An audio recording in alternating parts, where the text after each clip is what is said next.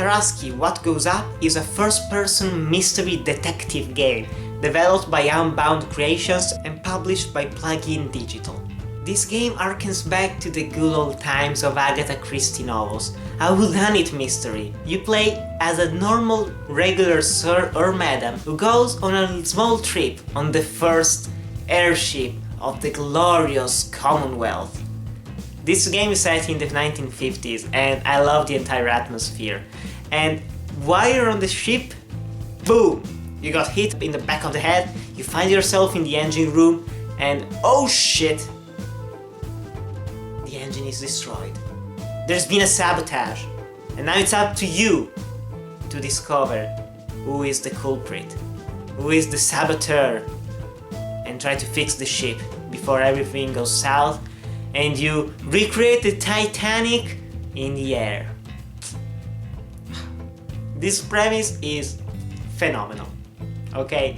Because in video games we rarely get actually good detective games in which you have to do some real detective work. But this game did it perfectly. If you've read Agatha Christie novels, you will find yourself at home. This is one of the most accurate detective games I've ever played. First of all, the dialogue. This game mostly revolves around dialogue choices, where you're talking to different characters. You can choose different dialogue options in which ways you can interact with them. You can find yourself in front of someone who is a really religious person, so you can either say like, oh yeah, I love God as well, or you can say, yeah, I don't care, I'm more of a communist, I don't care about those things. And this will change the relationship with that person.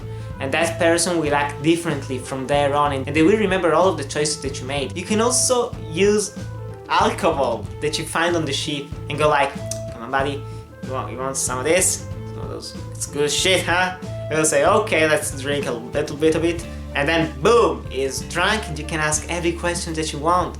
And he will say it because he's mostly drunk and he can't control himself. And while you're not talking to the characters, you can freely explore the 4 decks of this ship. In every one of the decks, there are different characters to talk to, but also there are different ways to find clues.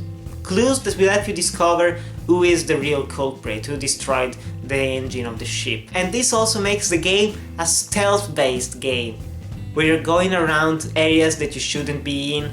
There are guards, you can avoid them, you can peek, you can use different items to go around them. And there is this mysterious voice in a radio that talks to you and it will say, for example, what do you really need right now? And you have 4 different options for 4 different items that will help you. For example, you can have a badge to go like, hey sirs, I have this badge, you can't say anything to me, I have to go there, I have to explore this section. So they will be like, okay, go there sir, we don't give a fuck about you, but we have to show you the way because we have that magical badge. You can also find a pry bar to open some crates. You also have other items, for example one that resembles a lockpick.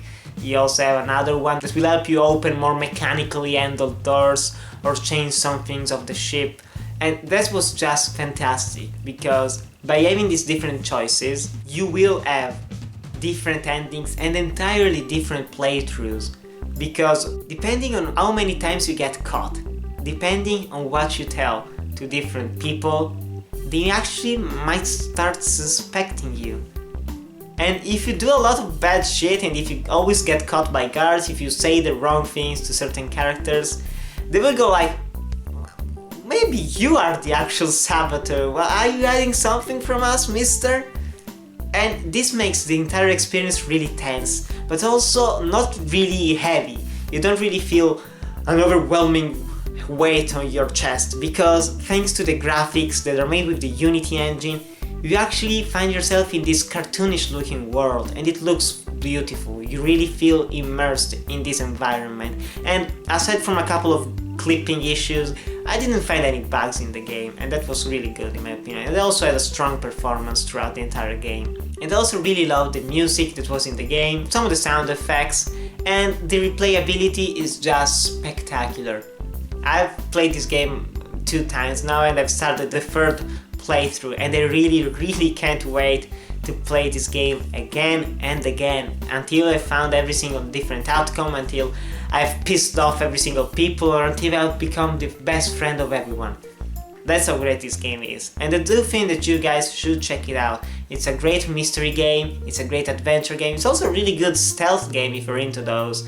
And I really do think that you should check it out, especially because this is the same game from the developers of Postmortem, which was an okay game, but they improved everything, especially thanks to the first-person perspective, the ability to fully explore everywhere.